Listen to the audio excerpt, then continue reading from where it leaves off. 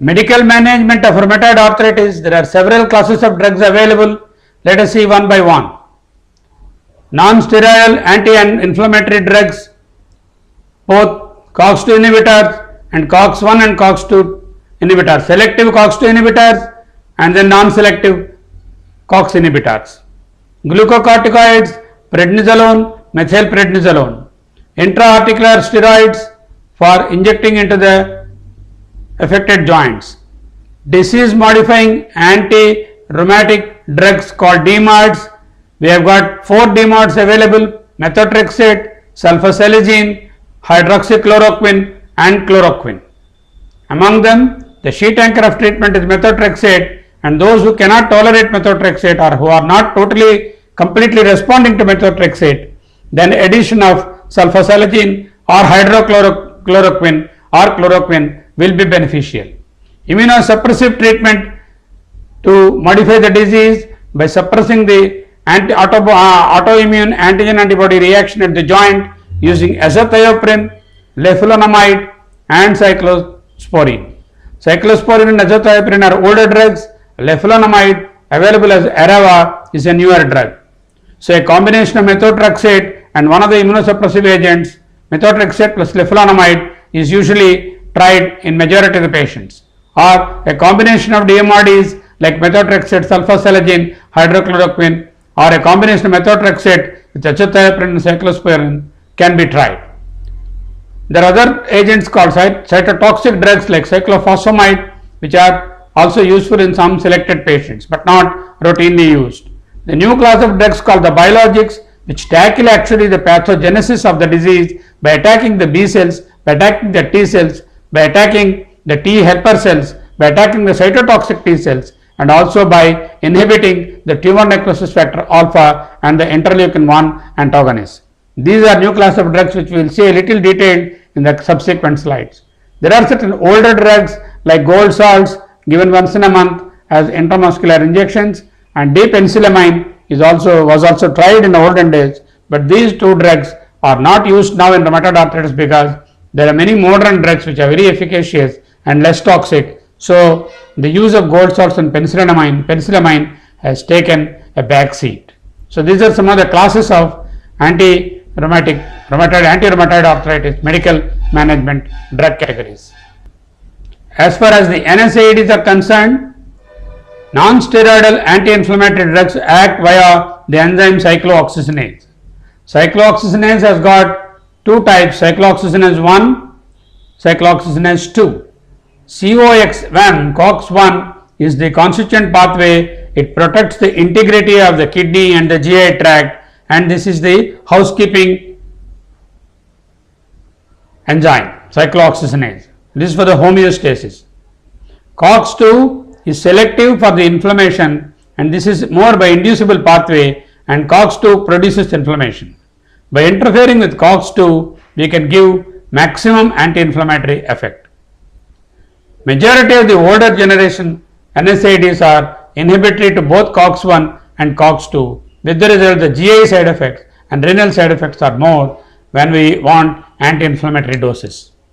Whereas when you use selective COX2 inhibitors, the COX1 enzyme is not inhibited, the GI side effects and the renal side effects are not much when you use selective COX2 inhibitors.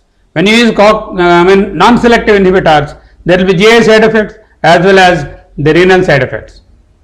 So COX2 inhibitors selectivity, improved GI tolerability, reduced effects on renal blood flow, no effect on platelets. They are called COXIBs because they are selective inhibitors of COX2 enzyme.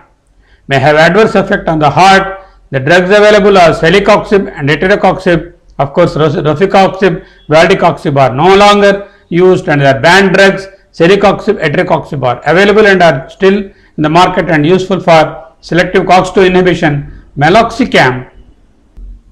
So these drugs, celecoxib, etirocoxib and meloxicam. Meloxicam is a piroxicam derivative, but it is comparatively efficacious against COX2 and a comparatively selective COX2 inhibitor. So these drugs are quite useful in rheumatoid arthritis. In this table listed are the non-selective and selective COX2 inhibitors Non-selective ones are ibuprofen, ketoprofen, diclofenac, aceclofenac, piroxicam, lornoxicam, naproxen, indomethacin. As we moved on from ibuprofen to indomethacin, the GI side effects and the renal blood flow reduction increases. The drugs here are safer, but they are less potent. The drugs here are less safer but more potent NSAIDs. NSAIDs used as analgesics like ketorolac or ketanol. The aspirin is also NSAID, but then it is more useful as an analgesic. These are not very useful in rheumatoid arthritis. Selective COX-2 inhibitors we have seen in the last slide, the celecoxib, dietirocoxib and meloxicam are selective to COX-2 enzyme, so much so we will have lesser of GI side effects, less of effect on the kidney. Analgesics like tramadol and paracetamol are sometimes useful as adjuvants. The pros and cons of NSAID therapy. NSAID is effective in controlling inflammation and pain. They are effective in reduction of the joint swelling. They improve the mobility, flexibility and range of motion. They improve the quality of life. They are relatively of lower cost. The cost issues are less.